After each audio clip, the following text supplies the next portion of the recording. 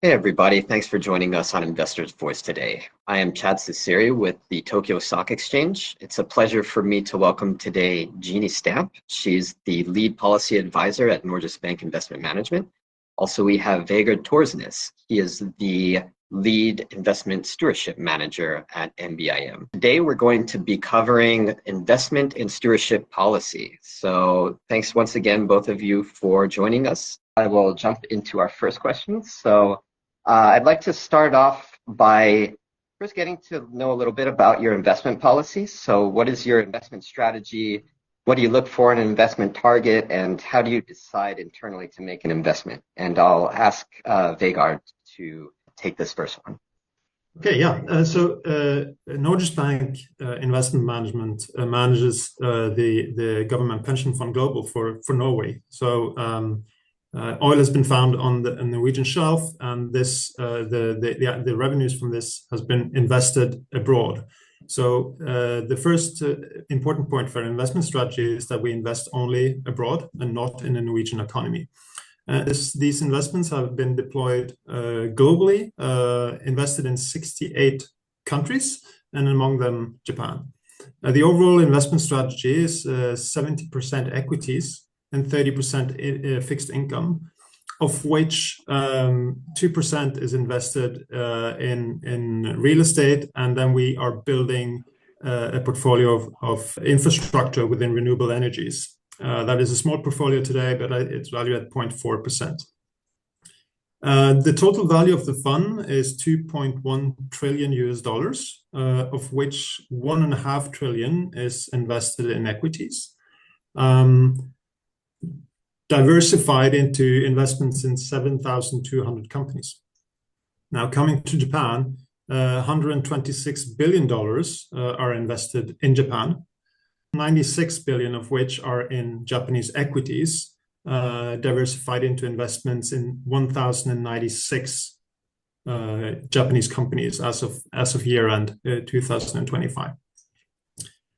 So that's the overall strategy and picture. Now, how do we deploy capital more in detail? So the fund is largely indexed. So we have a distribution across all markets. And then we run active enhanced index strategies on top of that, together with active management of selected stocks. So I would say that's in short how we invest. Okay, great. Thanks so much for that. There's a lot of our companies, obviously you mentioned 1,096. They are quite familiar with NBIM, and they're very motivated to engage with you, as you are likely one of the top shareholders for many of our listed companies. As such, I would like to just kind of touch upon your stewardship at NBIM. So if you could walk us through your engagement process, like what are the major themes that you focus on? How do you determine who you engage with, and what do you prioritize during your engagements? I would say that our starting point is that we engage with our largest portfolio holdings, and typically we will engage them on key governance, strategy, and performance topics. Then we also have a very important climate action plan for the fund, where we engage with the largest emitters. And then we also engage with companies on important topics related to nature and human capital, human rights, for instance. So those are the key priorities. In our work, we focus on first creating relationships with companies, understanding their behavior, their activities, and then sometimes we will also convey views that we have embedded in our policies, that be in expectation documents on sustainability issues, or what we call position papers on governance. And in some cases also we will be a little bit more pushy in conveying these views and seeking change. In terms of scale, so together with our active portfolio managers, so we had last year 3,198 company meetings with 1,300 companies. I mentioned earlier that our portfolio is composed of 7,200 companies. So we engage with the largest holdings and also companies of priority.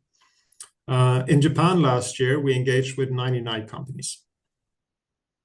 Great, excellent. Thanks for that. And yeah, huge focus on sustainability. I want to come back to that in just a little bit. But yes, it's still quite a big topic here in Japan. We're continuing to kind of enhance the disclosure requirements, not only regarding kind of emissions and climate change, but also human capital is a huge topic now within kind of regulatory reforms and the reform of the corporate governance code. So just kind of along that same vein, proxy voting is an area of really high interest among our listed companies. So can you please explain some of the key points in your current proxy voting standards? Yes. So first of all, we have global voting policies that we apply for the full portfolio, but with some customization and also with some adaptation to local or national governance features. Our public voting guidelines, as I said, they are public and can be consulted by anyone. What we also do in terms of transparency is that we disclose our voting intentions 5 days before any shareholder meeting. So companies are able to see how we intend to vote before the actual meeting. Our voting guidelines are, as I said, they are guidelines. They're based on governance principles. Our ambitions for corporate governance reform and improvement may be higher, but when we apply our voting, it's also about being pragmatic in our approach. Just to take an example, our overall expectation is to have boards that are at least 50% independent. Now, in some markets, we are far from that. And if you take the example of Japan, the local expectation of boards is to be 1/3 independent. So we have aligned our voting decisions on the local expectation of 1/3. So our expectations to board independence in Japan is actually lower than in other markets, but our ambition is still 50%. What we would say is that we would not act towards companies in our dialogue or in our voting at the expense of the quality of the board. So we want to move forward in a pragmatic way. Same for our expectations on capital efficiency, for instance, right? This is a big topic in Japan. How can companies deploy capital in a more efficient way? And we also seek to be pragmatic in our approach there. I would say the last example is gender diversity on boards. Our expectations is that at least 1/3 of boards should be of either gender. In our voting, we are less strict because we want to go alongside the development in these markets. That's why currently we only expect boards in Japan to have at least one person of either gender. But this is something where we may, there's a discrepancy between our ambitions and how we apply the voting. And that's also the content of the dialogue. So you would say that the dialogue that we have with companies is in between our ambition and our voting guideline. Great, thanks a lot for that. So continuously pushing companies to improve, and this is very much in line with what we're asking for.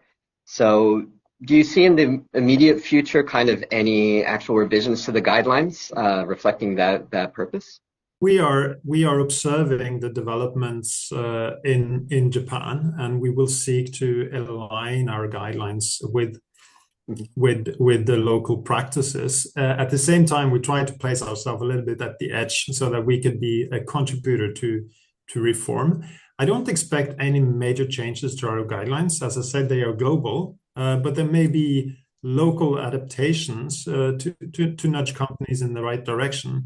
I would say that one item where there may, I don't think we will change our guidelines, but how we apply them may change. So one is on, as I mentioned, capital efficiency. It may be that how we apply them, the hurdles, the internal hurdles that we're setting, will gradually become stricter. And likewise, maybe on gender diversity of boards is another topic where we may, gradually enhance our expectations in the way that we apply them. As a reference point, I said we would like boards to be at least 1/3 diverse in terms of gender. Our minimum requirement in the voting practices is that at least 2 women or 2 men on the board, whereas in Japan, as I said, is only 1. So at some point of time, we will also move that needle to 2 in Japan. But then we do consider that this does not have to come at the expense of board quality. So we would like this to be aligned with the development in Japan. Great, thanks a lot. That's going to be very helpful for our companies, I think. So for the final question in this theme, I want to turn to Jeannie here. We're asking listed companies to really step up their disclosure, and we're asking a lot more from them in terms of capital efficiency, English language disclosures. So I'd like to know from your side, what kind of disclosure documents, including the non-financial information, is most useful for your investment decision-making and your stewardship activities? For investment decisions, we use, of course, the annual securities report, the YOHO report for the audited financials, the risk factors. We use earnings releases, midterm strategy, and other investor presentations for the real-time performance and strategy updates. We use the integrated reports to connect financial performance to business model, strategy, capital allocation, and dependencies on natural and human capital, and corporate governance reports for the board composition, remuneration structures, cross-shareholding policies, and comply explain responses to the corporate governance code. For our voting and engagement, we use all of the above, plus the proxy statements and shareholder meeting materials. On sustainability reports in particular, you mentioned that earlier, we use these reports throughout our entire investment process, from screening the companies that enter our benchmark for ESG risks through to engaging companies on these topics. Last year, we engaged with companies that covered about 60% of our equity portfolio value. And we also voted against at least one director at 35 companies due to material failures in the oversight and disclosure of ESG risks. Since 2012, we've made 575 ESG risk-based divestments where the mismanagement of ESG issues posed a risk to long-term valuation. So we look forward to the mandatory sustainability reports from the largest prime market companies for FY 2027. Japan's approach is notable on 2 fronts. Firstly, it's not limited to climate only, unlike some other jurisdictions. So the companies will report across all material sustainability topics. And second, Japan will require disclosure of Scope 3 emissions. Vegard touched on our Climate Action Plan 2030, where we will prioritize companies that represent 70% of our Scope 1 and Scope 2 finance emissions, plus those with the higher Scope 3 emissions. So the value chain emissions are material in some sectors. They can account for over 40% of the total emissions. Excellent. Great. Well, I'm glad to hear that there sounds like quite a bit of alignment between Japanese reporting and the needs of European investors. And as you mentioned, that is still going to be continuing here in Japan. We have, as you had just described, the increasing climate change related disclosures and the kind of strengthened guidance of the SSBJ, and that's, I think, going to continue to be the case here in Japan. It's going to be a highly relevant theme here in the future. So out of what you just mentioned, what kind of crucial information are you often unable to get in English? Let me start with a positive, the significant regulatory reform. I think since April last year, of course, the prime market companies have had to simultaneously disclose financial and timely information in English and Japanese. So there's almost full compliance now. So that's excellent. But we still have a critical translation gap. So the English language information is often less comprehensive than Japanese. So investors get either partial translations or no English version at all for some documents. So TSC's January 2026 survey shows the scope of this gap, which we feel. So for earnings reports, for example, less than 60% of the prime market companies provide a full English translation. The other 40% provide partial translations, mainly the summary information and financial statements with low coverage of qualitative information and notes. For the YUHO reports, only 27.5% provide any English version, and it's only 10.4% that provide a full translation. So this means over 70% of the prime market companies have no English version of the statutory filing that we can have on a concurrent basis with the Japanese investors. And for the corporate governance reports, about 40% provide the English disclosures. So this information asymmetry, where the domestic investors get access to comprehensive Japanese documents on a timely basis, whilst international investors like ourselves receive summaries or sometimes nothing, hinders the informed investment and voting decisions. Thanks a lot. So some progress on the more timely information, but more work to be done on those more comprehensive reports. Got it. So, by the way, do you use kind of automatic translation at all? And if you do, what are the shortcomings or difficulties of that for the investor side?